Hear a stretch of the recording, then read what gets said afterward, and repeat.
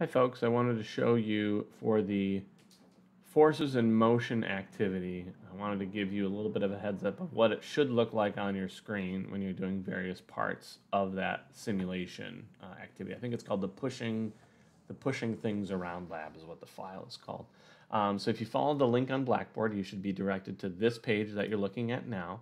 You see you have some choices for net force, motion, friction, and acceleration. The first thing it asks you to do is to go to Part 1 Tug of War, which is the Tug of War tab. That's the net force tab. This is a newer version of the simulation. The handout was written for the older version. So when it says Tug of War, it should be pretty obvious which one's the tug of war, and that's this net force one. Here you can add folks to the carts. You can make one side the winner. The handout has you changing these orientations and making note of the changes in the system that you see. So that's what the first part is asking about. The next part asks you to go to Part B, Motion. Click the Motion tab. Well, again, it's not a tab. Now it's this little picture here on the bottom of the screen that says Motion.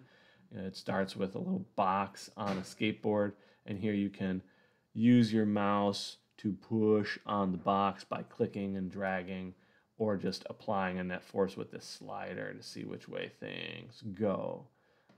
So that's what the Part B, Motion, should look like.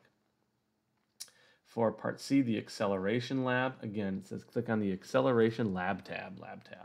Well, now here it's the acceleration, which is down here, this little person with the cup of water in the picture. Again, it is just the box to begin with.